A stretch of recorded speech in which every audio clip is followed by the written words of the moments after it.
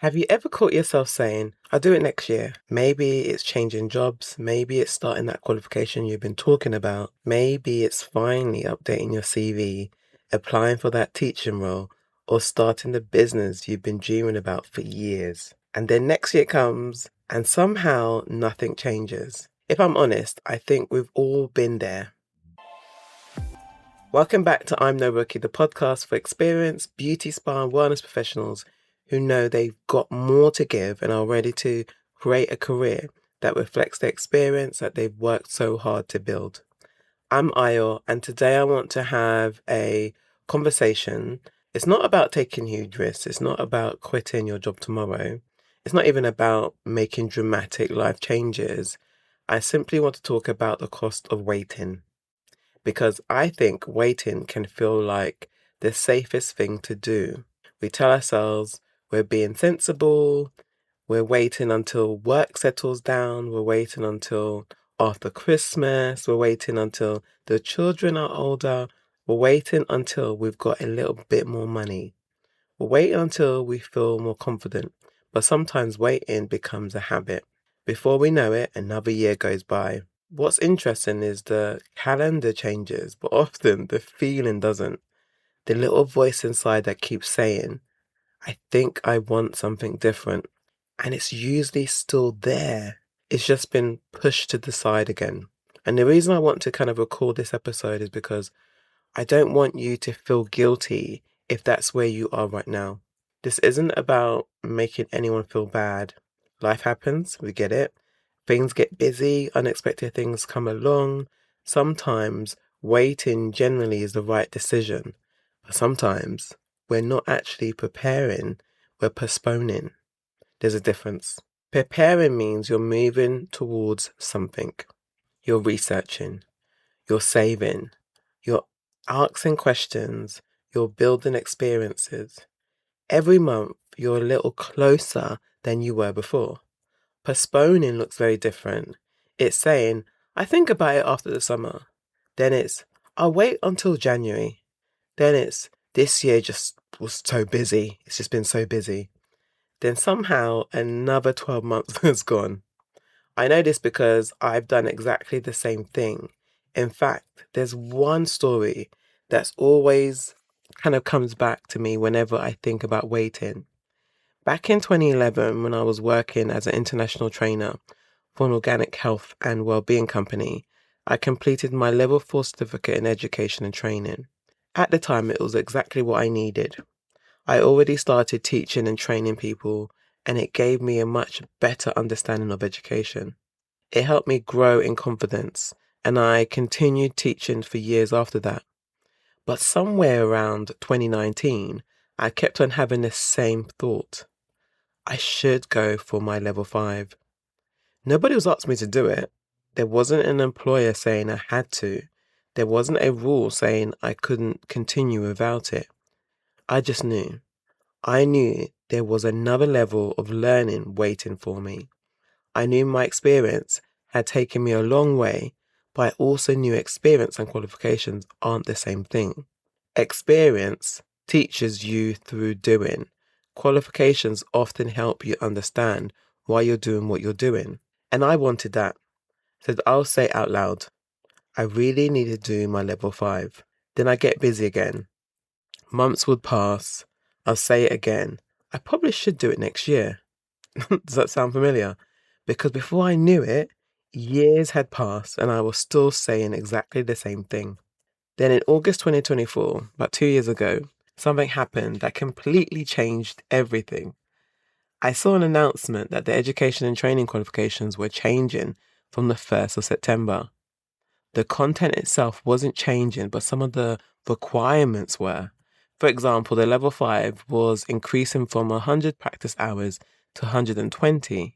There were additional observational requirements, including having a mentor involved, and there were several other changes that would make completing the qualification more demanding. I remember reading it and thinking, oh my goodness, if I'm ever going to do this, I need to do it now. It wasn't because I was trying to avoid learning more. The knowledge was still going to be there.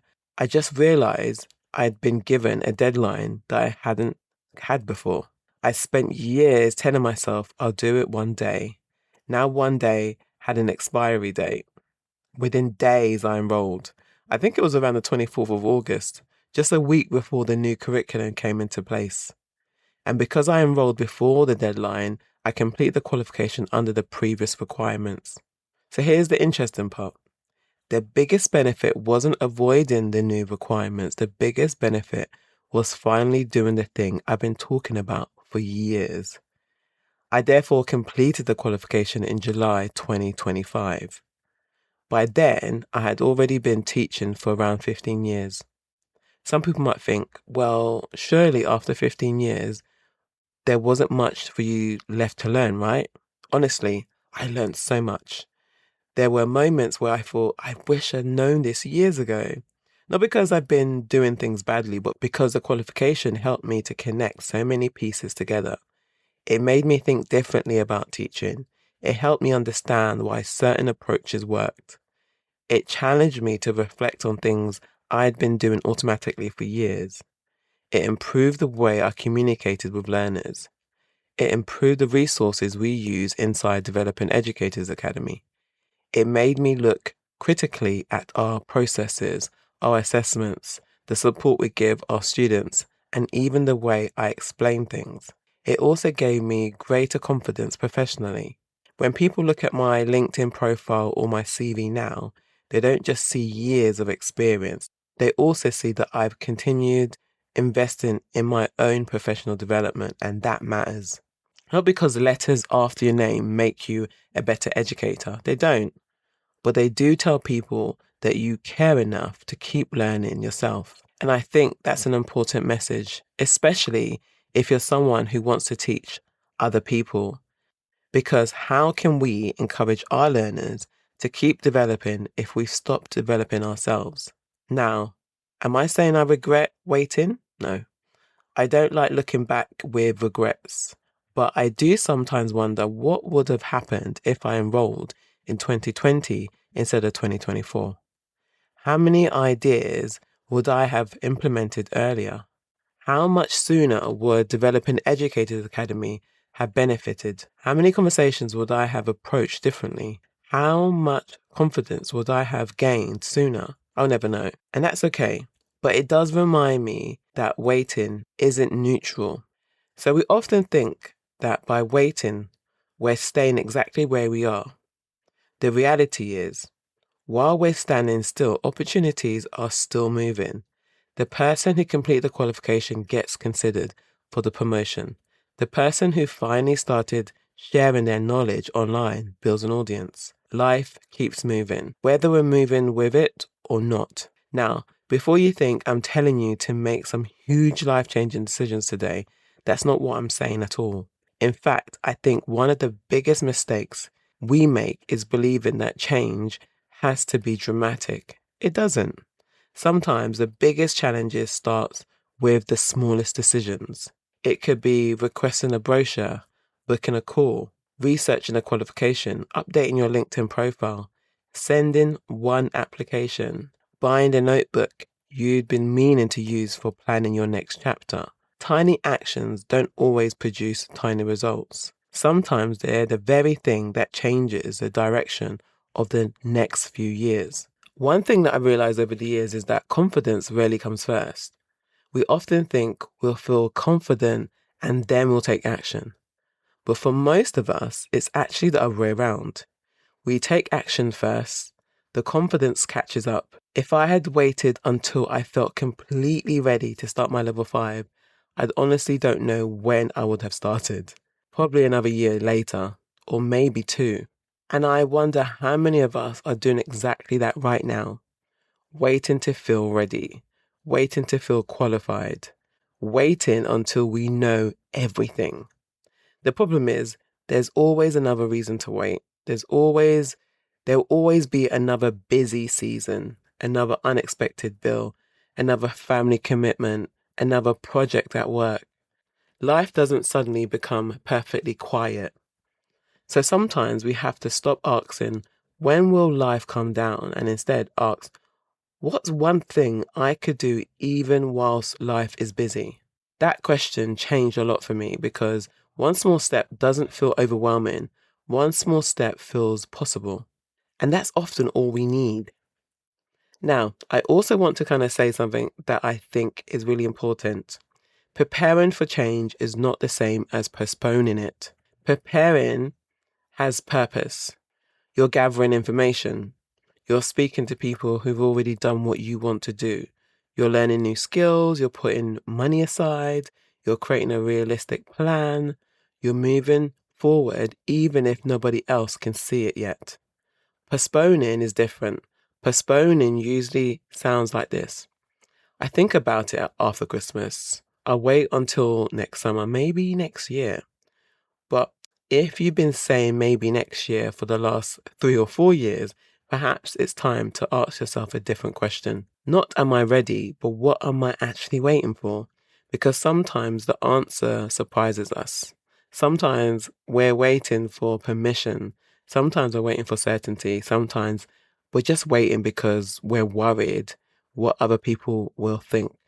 And sometimes we're simply scared that we might fail. That's completely normal. I felt all of those things. Every big decision I've made has come with uncertainty. Starting developing Educators Academy, going back to university, beginning my PhD, taking my level 5 qualification, submitting my first journal paper. None of those things came with guarantees, but every single one started with one decision. Not one great leap, one decision. And that's why I'm so passionate about helping experienced professionals move into education, because I know what it's like to have years of knowledge and experience and wonder whether it's enough. I know what it's like to question yourself. I know what it's like to think maybe next year. That's also why through Developing Educators Academy, I spend so much time supporting people who are taking that first step into teaching, whether they're completing the level 3 award or the level 4 certificate in education and training or becoming an assessor. It's never just about gaining another qualification. It's about giving yourself permission to back yourself. Sometimes that's the biggest qualification of all. If you were sitting here having the same conversation exactly 1 year from today, what would you want to be able to tell yourself? Would you still be saying, I'm thinking about it? Or would you be telling someone about your first step that you finally decided to take? Not the finished result, not just the first step, because that's where every career change begins. So in this episode, we've talked about something I think so many of us experience, the habit of saying maybe next year. We've looked at why waiting can feel like the safe option, how preparing is very different from endlessly postponing, and why small, consistent actions often change our lives more than dramatic decisions ever do. I also shared my own experience of waiting years before completing my level 5 qualification and how finally doing it just wasn't about a certificate. It changed the way I teach, the way I lead, and the way I continue to develop as an educator. If there's one thing you take away from this episode, is don't wait for confidence before you take your first step. Take the first step, however small it is, and let confidence grow alongside it. The future you're hoping for doesn't usually begin with a huge leap. More often than not, it begins with one decision.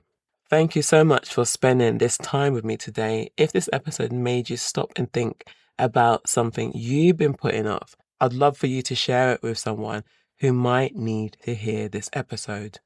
And if you've been enjoying I'm No Rookie, don't forget to subscribe, leave a review, and follow the podcast.